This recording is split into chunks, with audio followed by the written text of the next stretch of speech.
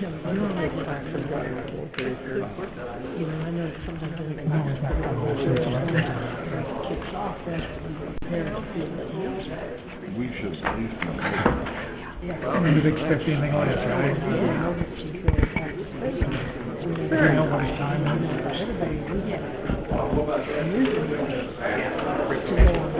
Did you get a chance to see the proof?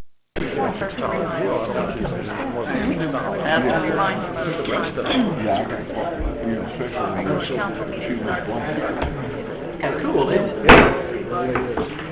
I would like to call this public forum to order. It is to start at 6:15, and knowing knowing Darryl Darryl the way I do, I think he'll have a lot to tell us. So, Darryl, if you would proceed, we're going to have a public forum on the Hale Ridge property at Highway 87. Get this turned on. Sounds like it is. Yes. Yes. It's on. I'm pretty interactive, so if somebody wants to stop me and ask a question or interrupt me and say, hey, talk to me about that for a minute again, please do that. I don't like to just talk and hear myself talk. Quite a bit's happened since I was here before, so I updated a PowerPoint just to give everybody a little bit of idea. We can get it to come up here real quick.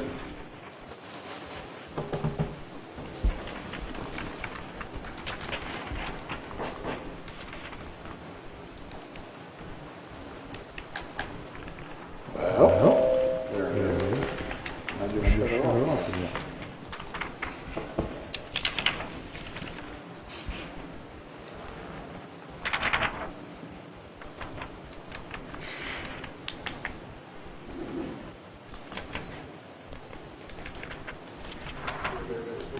Yeah, just kidding.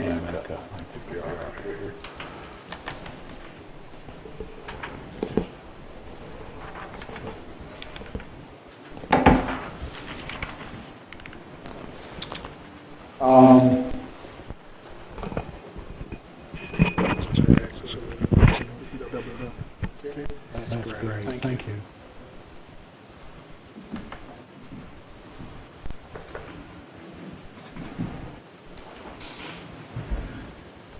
Well, Jeremy, where's the mouse on this thing?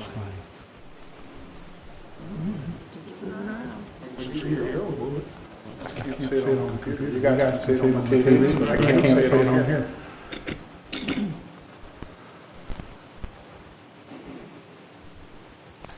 Interesting. There you go. Basically, we're talking about property on the Hale Ridge. It's 311 acres. There's some tax incentives in place, as everyone I think knows. The current owners would subdivide that property.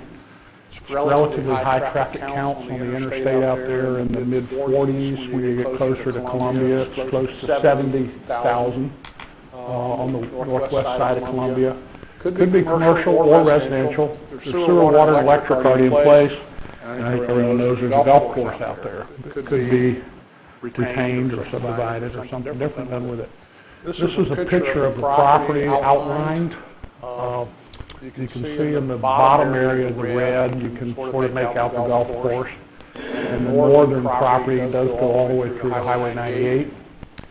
And so it runs from 98 to 87. A little bit of a blow up there of the commercial I-70 property. The CID that's in place was put in place by the county, and it's 1% of the assessed taxes, and that's not necessarily the market value of the property. That's the assessed appraised value of the property. Is already in place, and 1% sales tax.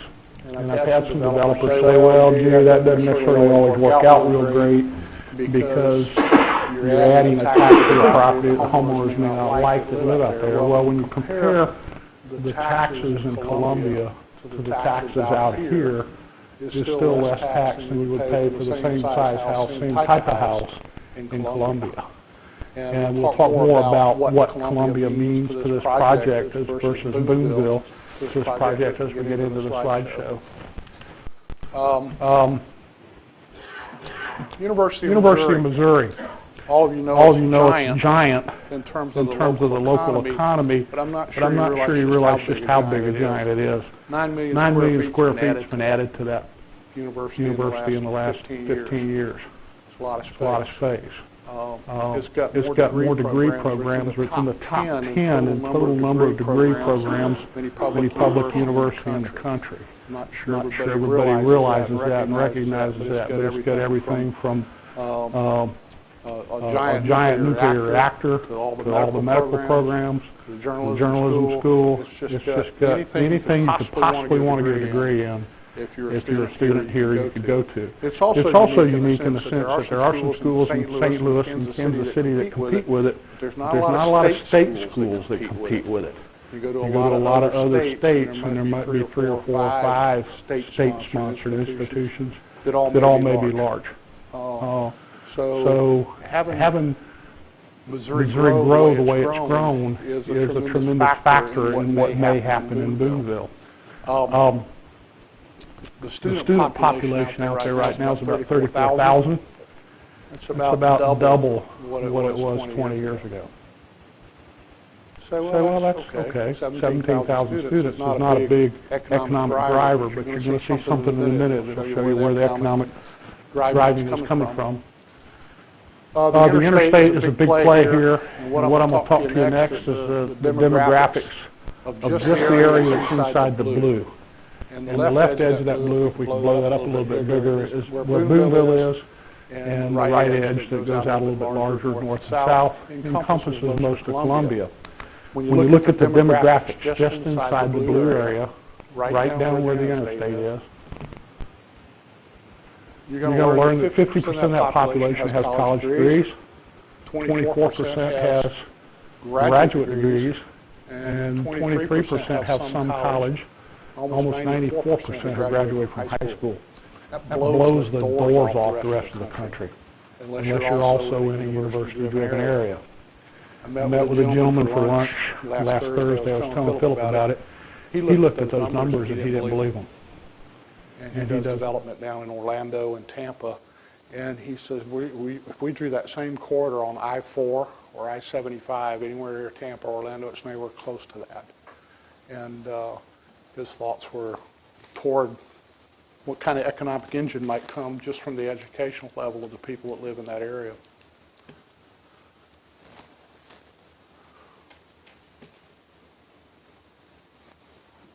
When you look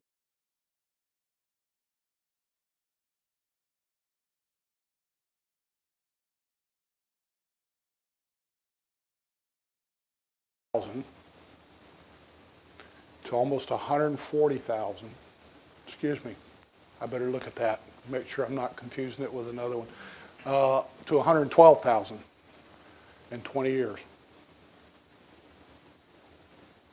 It's almost doubled in size in 20 years. Okay? I don't think people really realize that the students doubled, but so did the population of the town.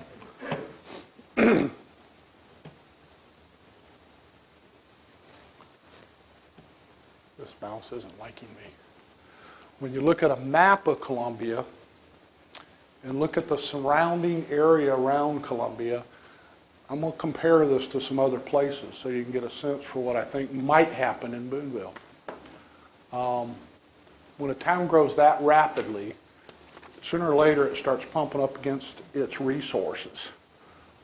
Sewer, water, police, electric, schools, all those things. And you start seeing rings develop around the town where people start moving out to the suburbs. What are the suburbs of Columbia? Where can people go? If you just look at that map where the green dot is and you grow out from there, you can't go southwest in Columbia because there's a big river there with no bridges. You can't really go south because if you go south to try to find a community, you got to get to Jefferson City before you see water, sewer, electric, schools, police, all the things that people want to live. You could go down to Fulton. Fulton's over an hour drive because you got to go down to 63 and come back up from Jeff City, or you got to go up to I-70 and come west.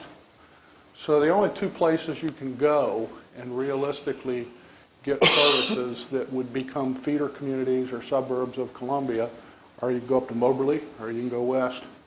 And if you go west, the first town you're going to come to that has sewer, water, electric, grocery, schools, fire, all those things is Boonville. Okay? So when you look at Columbia, and you look at the University of Missouri and what it's doing in Columbia, you've got to start figuring out what's going to happen next. And when you look at other cities that have gone through this, as Columbia is going through it right now, you can get a sense for where it might go. I grew up in Gainesville, Florida, so I'm going to use Gainesville.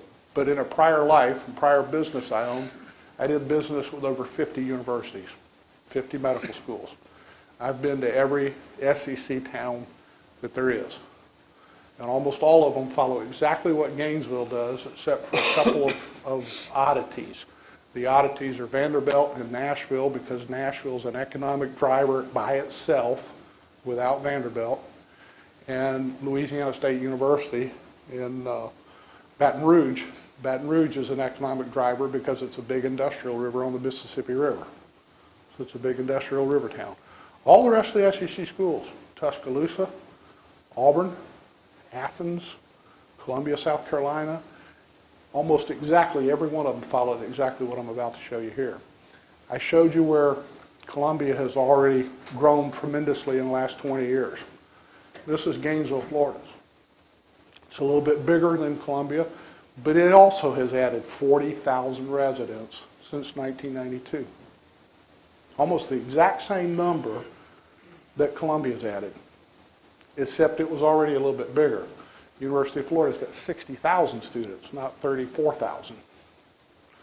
Say, my goodness, could that happen in Columbia? Yeah, Florida's got Florida State, Central Florida, South Florida, University of Miami, University of Florida, and Florida has just exploded because it's a state school in the SEC. Missouri doesn't have the competition with major universities scattered all over the state that Florida has. Missouri's not as populated a state, but I think Columbia is going to grow way faster than people think over the next few years. Let's look what happened in Gainesville. When you look at the map, the green dot is the center. Notice to the southeast, there's nothing there. That's a swamp. Very, very large swamp. There's nothing there, and there never will be anything there. If you go just to the north, west, 20 miles, there's a town called Alachua. If you go west 20 miles, there's a town called Newberry. If you go to the southwest 20 miles, there's a town called Archer. And the road that goes to Newberry, the major road that goes straight north-south there is I-75. If you go dead east to west, from the green dot headed west, when I was a young man, that road was a little two-lane road about like Highway 98. Today it's a four-lane, subdivided, separate median, closed access highway that goes 20 miles to Newberry. Newberry in 1990 was about 3,000 people. Today is 7,000. Alachua in 1990 was about 8,000 people. Today it's 12,000. They're both 20 minutes from the university, from Gainesville, with very good road access. They have water, sewer, electric, fire, schools, police, grocery stores, all the services you need. So what's happened is those two towns have almost doubled their size in 10, actually I misspoke. I said 1990. That's actually happened in the last 10 years in that case. So what happened is Florida got to a point at the University of Florida where the town of Gainesville could not continue to sustain the rapid growth that was occurring, going from 28,000 to 35,000 to 45,000 to 60,000 students, and the population of the town that supported that. They couldn't keep it up, so people started jumping to the smaller towns. And the smaller towns started embracing that. Newberry said, we don't want Gainesville in our backyard. They went out and annexed from their town, which I'm going to point it out here so you'll see what they did. It's very small, right up straight on this left third edge where that road goes east to west. They annexed all the way to Highway 75 before Gainesville could do it. And they put the infrastructure in to maintain that. So they annexed close to 10 miles to 12 miles down the highway to block Gainesville from continuing to grow that way because they wanted to capture that population as the growth occurred. And all of this has happened in the last 10, 15 years, depending on the city you look at. You won't be able to see it on the TVs, but I'll read some numbers to you. City of Alachua has added 2,600 people in the last 10 years. And I've been asked continually, how can we support a housing development at Hale Ridge? Why do you think you could possibly get 250 homes out there? Just that one little town around Gainesville has added 2,500 people. 4 people per household. That's a lot of homes. And in this case, they had 3 or 4 cities that grew this size. I think you're primed sitting here to experience something similar if you want it to happen. When you look at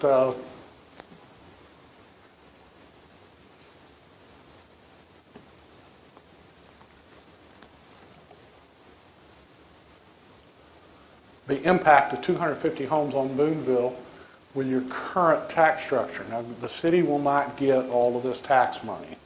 It's divided in a big pie, and the schools get a lot of it. But just the property taxes, if the average cost of a home went in out there and you built 250 homes, it is almost $1.2 million per year in tax revenue generated by property taxes. If the average price of the home is $250,000, then it goes up to about $1.4 million per year in property taxes. Now again, the city won't get all of that. The city gets a very small part of that. But the engine that you got to talk about isn't property taxes. That's just what's in place in terms of the tax structure if those homes get built. People will shop out here. They'll buy things out here. There'll be sales tax out here generated. This doesn't include any of the commercial property tax. It doesn't include any of the commercial that could happen on the acreage that's right on the interstate. So it could be a huge economic driver for the community. And I know the community's lost a lot in the last few years. You've had some industrial stuff leave. You've had some businesses leave. You've had some industrial manufacturing leave. So that the face and the look of Boonville will change over time, as all cities do. I firmly believe this could become a commuter city to Boonville. I have driven from Old Hawthorne Golf Course at 3 o'clock in the afternoon to the medical center at the south side of Boonville. It took me 30 minutes at 2:30 in the afternoon because it's a little 2-lane road. I've done it from here. It takes me almost the exact amount of time. And when you look at the economic advantages of living out here, I'd do that commute in a second rather than put up with the traffic at Highway 63 and I-70 at 4 o'clock in the afternoon. I've done that too. It was not fun. As you all have too. So there's some huge tax advantages that could come from a development of that type if the development occurs. How do we think we're going to get there? Well, first of all, you have to have what I call a successful development, and that's a development that people want to live in, are attracted to live in. Philip's here. He'll tell you one of the nicest things in his developments is the water features. You know, people like water. They love water. People like green space. They love a park-like atmosphere. You can't have all one kind of house. You're probably not going to go out there and sell $200,000, $400,000 homes. You say, well, you're crazy. People that live in those kind of homes won't move to Boonville. I've watched them move to other small communities and other cities, and they will. maybe not a very high percentage of them, but you'll get the people that don't want to live in Old Hawthorne will come out here and live in a nice lifestyle for a $250,000 home. I'm going to show you 2 or 3 golf courses that I think have done very successful that I'm personally familiar with, and show you how they did their developments and why they did their developments the way they did it. This one's Brown Deer in Coralville, Iowa, which is north of Iowa City. Iowa City is another university town. They went out, and if you notice how the roads are built in amongst the golf course, it's all intermingled in amongst, so that there's not a single house in that development that doesn't have direct access, direct view to green space. That's the first feature. Everybody's backyard or everybody's front yard has a view of some kind.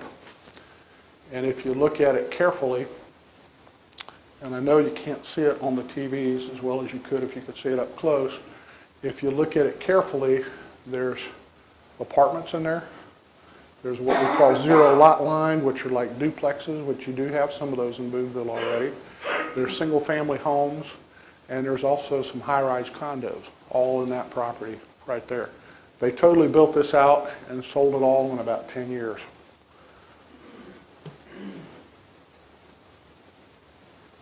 Brown Deer is also a little bit unique in that they built a huge event center on the property for weddings, etc.,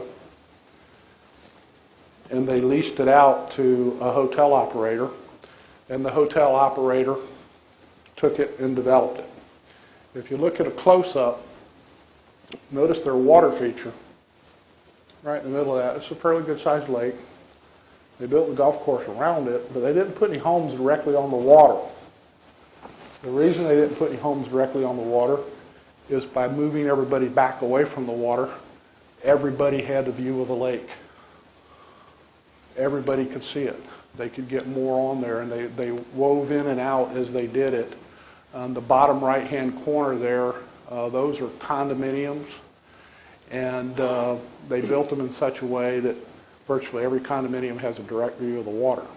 Or if there had been homes directly on the water, they wouldn't have been able to do that. On the right-hand side up and toward the top, those are single family, and there's a parking lot there where they've got a nice event center. And the rest over to the western side are the single family homes.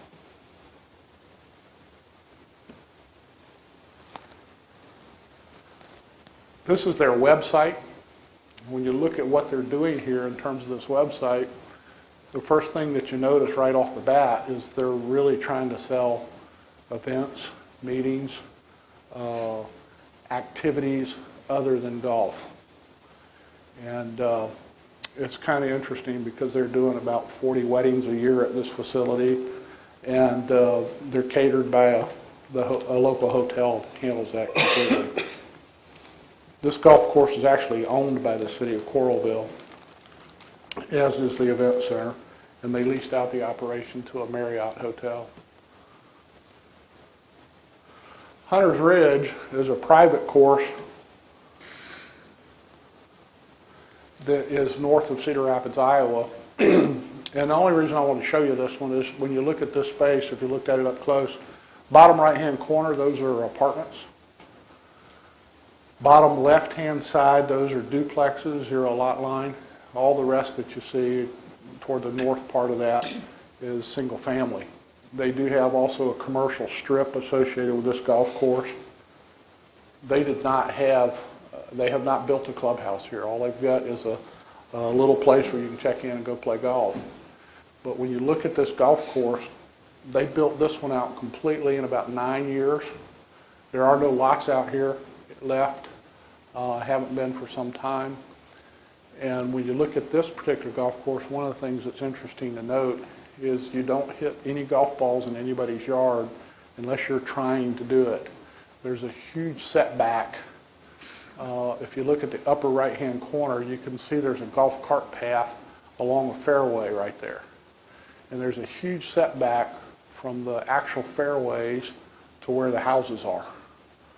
So that a lot of the people that live out here, only about 10% of the people that live out here actually play golf. what sold these houses was it was a park-like atmosphere, and people were buying the park-like atmosphere and the hiking trails and all those things. Very few of the people that live here actually are members of the golf course and play golf. This is a development that's currently underway. I don't know how successful it's been yet, except for the fact they've got some pretty nice homes in here, and it looks like it's about 2/3 of the way done. This is in Springfield, Missouri, River Cut.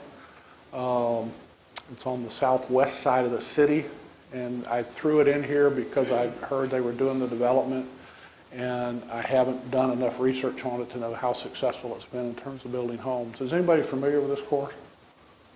River Cut? I haven't been down there yet.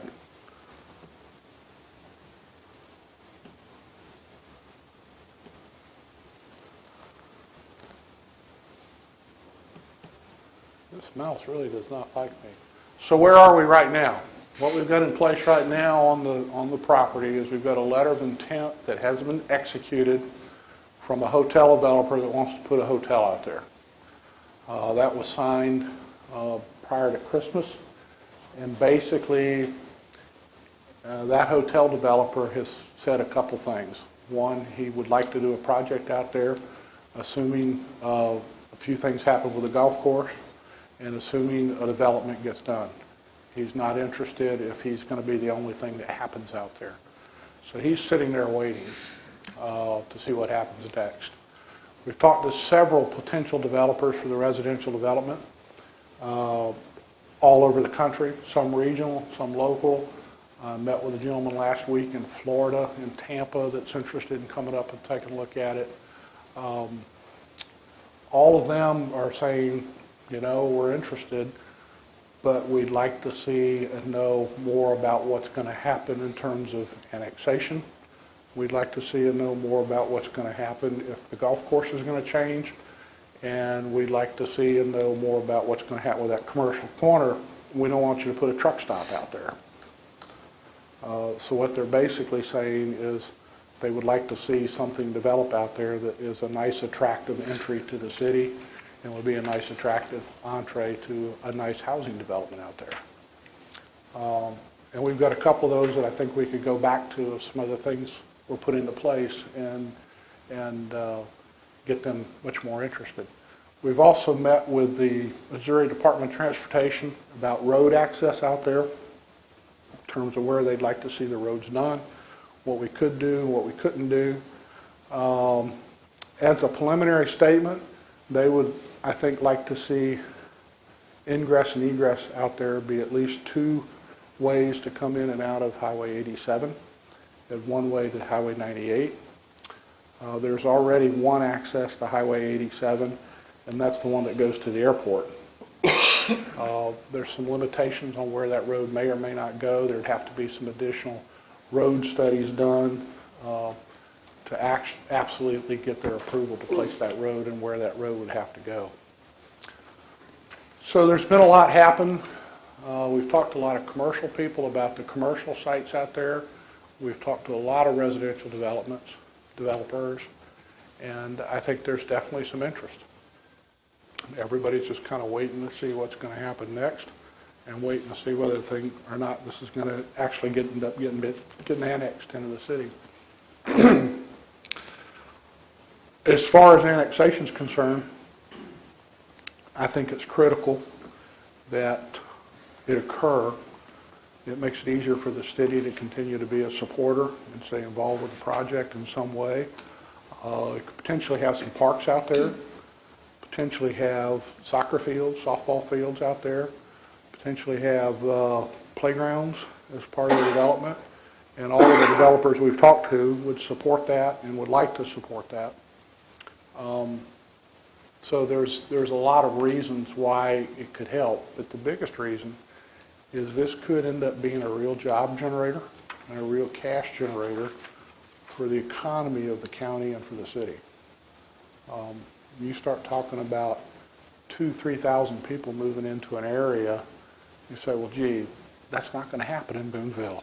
I wouldn't have thought it would happen in Alachua. I wouldn't have thought it would happen in Newberry. I wouldn't have thought it would happen in Trenton, Florida, or Archer, Florida, but it did. And the main reason it did was the economic driver of the university.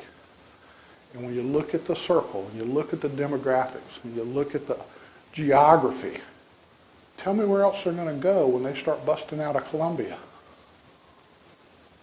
There's nowhere else for them to go except Moberly. Because nobody else has got sewer, water, electric, fire, shopping, schools, all those things. You're the closest, and you've also got the best road structure. Nobody else has got an interstate that goes right to town. So I think it is going to happen, and if you go back and do the research, I showed you Gainesville. It also happened in Athens. It also happened in Columbia, South Carolina. It also happened in Auburn. It also happened in Tuscaloosa. And I can show you towns around there that were 2,000 to 3,000 people that are now 8 to 10. Simply because of the economic engine of the university and the growth that those university towns have experienced in the last 20 years. So I think if you want it to happen, I think it could. And I think there'll be some people who will start getting excited about these demographics and what's happening with these demographics on an ongoing basis. I know I've talked a lot to you guys individually. I've got a ton of demographic research related to this. Everything from crime statistics to numbers of people in the school system to just, I've got a mountain of demographic research. And the people that are looking at this want to see that. The other thing they really like is that educational level. They're excited about that because the educational level also, when you look at the numbers, the average household income is higher than the national average, and the average household net worth is considerably higher than the national average. Now, the average home in Boonville today is not what we're talking about here.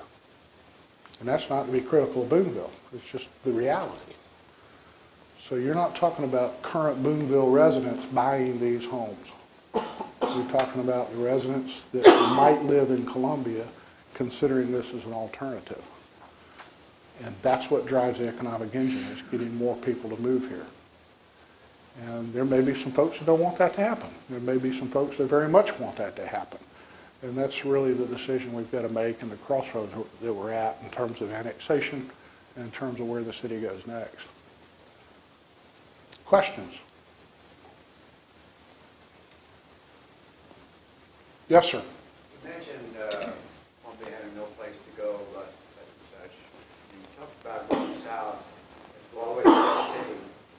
What about Ashland? Is there something missing at Ashland? There is some stuff there, but there, and actually there's a golf course development down there too, but they ran into some trouble as the county came back and told them they have to put in a water tower to put in any more houses.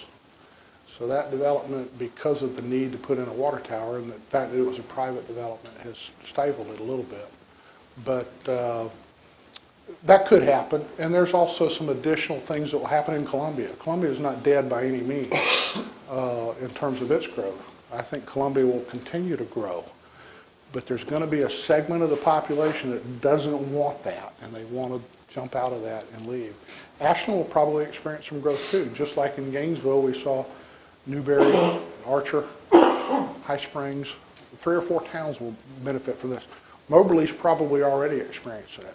I think you're already experiencing it. You just don't know it. How many people would you say that live out in the development you did commute? 50%? About 50 was quite a few. Yeah. And when you drive Highway 87 and the Interstate 70 into Columbia at 7:30 in the morning, you can tell there's a difference in traffic going east versus traffic going west. So to some degree, you're already a commuter community. And I think Ashland will be that too. I think Fulton's hampered a little bit more because they don't have good road access. And I can't think of anything, I've looked, I can't think of anything that's really east on I-70 for quite a ways in terms of a community. But it's there. Anybody else? There have been several iterations of a very specific plan for this site. Part of the reasons we did a specific plan to look at cost of infrastructure and what it would take and whether or not it made economic sense. And there's been a lot of calculations and a lot of work done on that.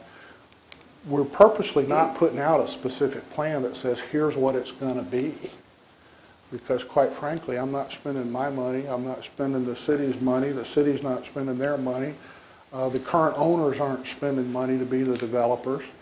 So what it's really going to come down to is the developer that steps in and says, I will do this project, or the group of people that step in and says, I will do that project. They're going to have a lot to say about how it ultimately looks. But we're going through the exercise of putting things together so that we can present to them the economic value of considering the project. And that's one of, people say, well, can't you show us what it's going to be exactly? Not really, because we don't know exactly what it's going to be yet. And we won't know that until somebody steps up and says, well, I would like to do X, Y, Z, and I'm willing to commit my money to do it. All we can do at this point is continue to enhance and do the research and talk to folks and help them get more and more interested in the development as time goes on. I know the Rapps have talked to several folks. I know Phillips talked to several folks. I've talked to a ton of folks. I've talked to a lot of realtors in Columbia. I've talked to people from St. Louis. I've talked to people from Kansas City. Talked to some folks from Chicago, some folks in Phoenix. So there's definitely some interest. And I think that, something will happen. It's just a question of whoever does it is going to have their own ideas and want to put their own stamp on it. So we're purposely not saying here it is and this is exactly what it's going to look like, because whoever does it will definitely want to have some input into that and what it looks like. Yes, Bill? They're all apologize for being a few minutes late, but Paul Davis lives on the back side of the property. I think the big break was getting the Sharon Sickness Farm. And if any of you would like sometime to take a ride, I'd be happy to give you a ride from Hill Ridge. It's just got such a good fit with the current golf course property and the property behind it. And the builders from Columbia, Philip and Jack Doherty, I've been over. And it just has so much beauty, and it brings to Darryl's point of the open spaces in the areas that have trees behind them. So the Rapp family continues to work hard to make sure you have an 18-hole golf course. I know this April 8th election is pretty shortly going to be in front of us. And as business leaders, I need help. And we really need to, I want to be quiet, because I've already talked too much. But I think it's the Jerry Clemens and the Kurt Carters and the Eric Krauses and the Ken Herlingers of the community that need to really step up. Marvin Lee Bryce has already said, what can I do to help? But I think the future jobs and the potential, and when I'm advertising for the golf business in Boonville, I'm just saying that we're at the 106-mile mark. I'm not even saying it's Boonville. I mean, if you want to play golf in Columbia, there's a golf course at the 106-mile marker, there's one at the 120-mile marker, and there's one at the 135-mile marker. And you can play any one of those three courses. And it's just get on the interstate and drive this way or that way. And we have the nicest of the three courses. The LA Nickel golf course or the Lakewood Woods golf courses aren't near as good as Hale Ridge. So we're working on the better, more enjoyable golf at Hale Ridge. And drive to Boonville, you want to go to the boat, that'd be all right too. But we appreciate the city's support. We really plan to work hard the next month to make sure we get the vote out, but we do need your help. Any other questions? Darryl, Yes, I have sir. a question. Yeah, I appreciate the comparison. I think it was Newberry and Yes. Florida and Gainesville. Yeah, and Latchwood. They were annexing, is that correct? They did Actually, Newberry was already, both of them were already municipalities. Newberry decided to get real aggressive, and they went out and annexed as much as they possibly Right. could east of town to bridge the gap. So now there is no rural area between Gainesville and Newberry. They slammed right up against each other and closed that. It was about a 12-mile gap. Let me just ask you, I don't know if you know the answers to this, but are they in the same county? Yes. Okay. And do you know if it was a voluntary annexation? It was not. Okay. Part of the reason I know that is my daughter used to have an address that said Gainesville. She lives there. It now says Newberry. So she was one of the people that was in the annexation. They did have a vote, and initially there were some folks that didn't want to close the gap on the highway, and then they had another vote, and it passed. You know how long ago that was? I would say probably 8 or 9 years. And do you know if there's been any economic development in that area yet? A huge amount. Okay. Huge amount. There's a giant shopping complex west of there. If you want some more information on that, I can get you specific. I was just where- curious in general if you knew whether property values went up at that, as part of that. Yes, they have, considerably. And the road now is 4 lanes with you've already got an interstate. I drove ambulances in Alachua County for about 6 or 8 years, a long time ago. And the road that used to go to Newberry had 1 stoplight in Newberry, that was it. And it was a little 2-lane road. We hated it. It's now 4 lanes, divided median, all the way.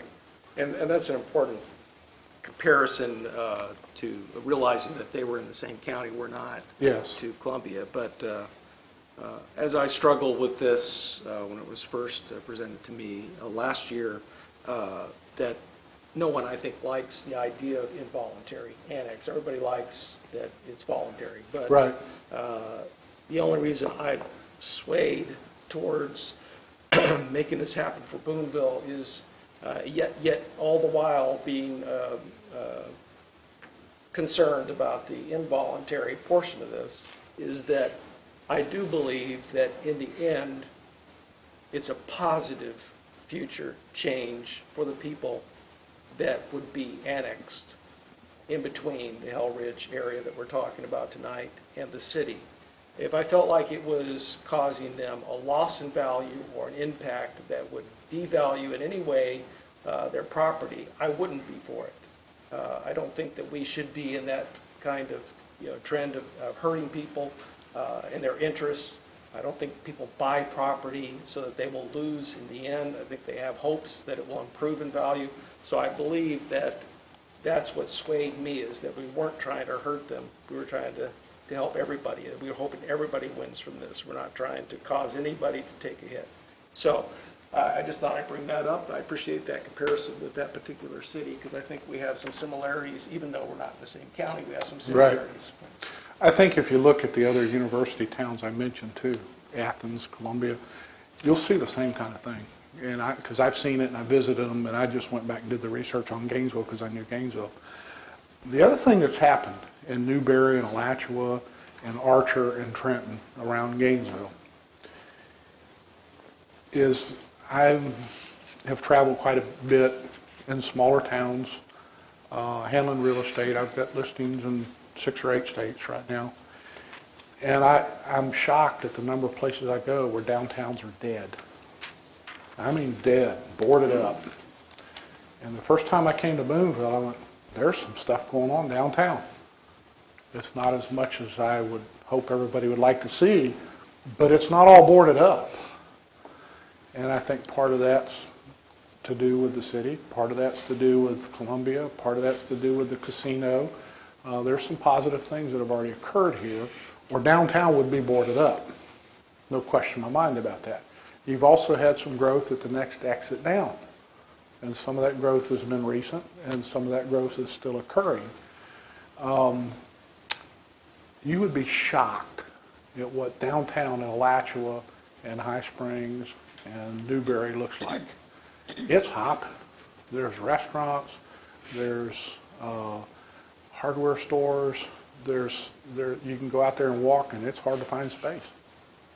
And they're vibrant communities because the town centers became the main shopping districts.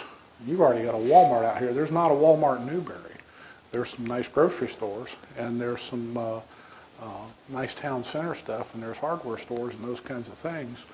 But it's amazing what those towns have done in the last 15 years in terms of the revitalization of their downtown areas. And again, there's no factories out there. The sole economic engine was the growth of Gainesville and the growth of the University of Florida. And that same pattern is happening in Columbia right now. Thank you. Anybody else? We're getting very close to 7 o'clock, so. Thank you. Darryl, thank you very much. It's a very good presentation. We'll take a short break and resume with the council meeting in a few minutes.